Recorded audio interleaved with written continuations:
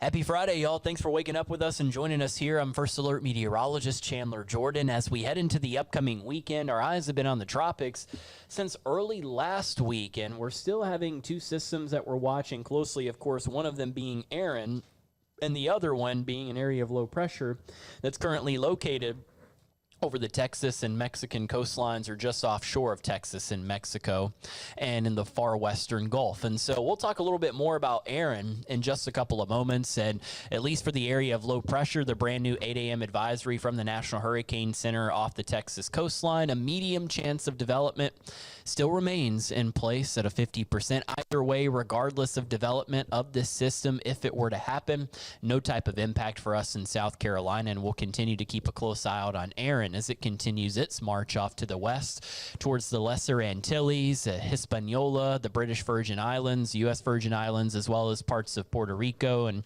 that's where we're going to see some of these showers and storms from Erin a little later today start to build farther inland with some of these islands. And so for now, still more organization, still more structure of Erin coming together. And one thing to note is the size of the showers and storms around the core of Erin. And what is going to happen today is that Erin, as it strengthens, is going to try and wrap in more and more of these showers and storms. And as that happens, it'll grow in size as well. And so Erin will become a much bigger storm, and it'll also become a stronger storm. The brand new advisory from the National Hurricane Center 20 minutes ago, giving us at 8 a.m. still a tropical storm, sustained winds of 70 miles per hour. That is just 4 miles an hour off from Category 1 hurricane status. And so before the end of today, by this afternoon or into the night tonight, Erin will become a hurricane. From there, forecasts expects it to strengthen into major hurricane status by the end of the upcoming weekend.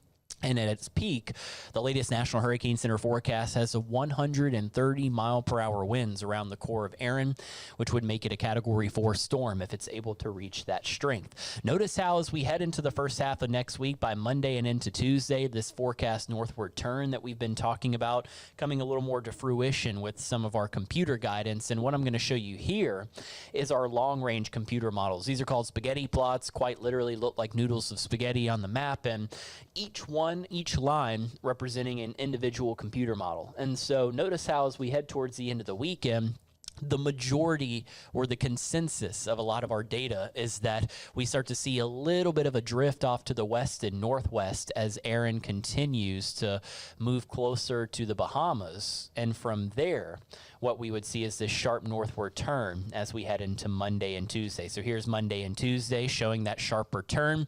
And again, the majority or the consensus of a lot of our computer pieces would suggest that the core of this system stays just off the shores of Bermuda and away from the East Coast. It'll be a close call for Bermuda, but as far as the United States, the East Coast, with a lot of our data looking to be clear of Erin's direct impact. Now, there are still a couple of outliers you can see a little bit closer to the East Coast, and I'd say until we can get into the northward turn actually happening, which is expected to be on Monday, we still can't give a certain all clear as far as direct impacts from Erin along the East Coast. But at least as we continue into the upcoming weekend, we have more of our computer guidance and agreement that Erin is something that will simply be a storm that we watch offshore. However, keep in mind, as I had mentioned, the size of Erin is going to increase. And so it's going to be a big storm once it's moving up the East Coast. And so think about rip current risk, think about larger swaths of waves as well. And so there could be some higher ocean waves, or in turn, a higher rip current risk along the East Coast as we get into the first half of next week and continuing through Thursday and Friday as Erin continues its march along the East Coast and eventually deeper into the North Atlantic with some of the current forecast projections. And so that's what we'll be an eye out for as we head into the upcoming weekend as well as into next week. And in the meantime, pretty solid start to our day out there as we look out from our Segra Park camera. We have got ourselves mostly sunny skies, few clouds off in the distance out there, as you can see from our camera lens. Already warm for us this morning with temperatures in the middle and upper 70s, and it's going to be a hot and humid day. For once, we're not waking up with rain out there, so that's a nice change of pace. There are still storm chances in the forecast for this afternoon, but they're minimal. Firefighters Fireflies are back in action. It's Toy Story night at Segra Park. First pitch at 7 this evening against the Myrtle Beach Pelicans. And at first pitch, a couple of leftover storms can't be ruled out, but I think that most of us are going to be dry, especially as we get closer to sunset this evening. Your best chance of rain today is between a 30 and 40%, but I think it's going to be more so starting around 1 o'clock this afternoon and continuing until about 6 this evening. By 7 and 8, that's where a little less of a chance of rain will start to develop, and that's more so because of the loss of heat from the sun. Any leftover shower or storm will fall apart quickly. So things should be all good to go as we head into our Friday evening if you're headed to Segra Park. This weekend not looking too shabby either. A couple of afternoon storms can't be ruled out Saturday. Most of us, though, will stay dry with highs in the 90s. Sunday looking mostly dry. And I wouldn't be surprised if we could even take off our rain chance Sunday. That's how dry we're looking. Highs in the 90s. Next week, hot and humid. Not much relief in the form of rain either, with a lot of 90s in the forecast through at least Wednesday. And then at the end of next week and into next weekend, we'll track a backdoor front to drop into the Carolinas.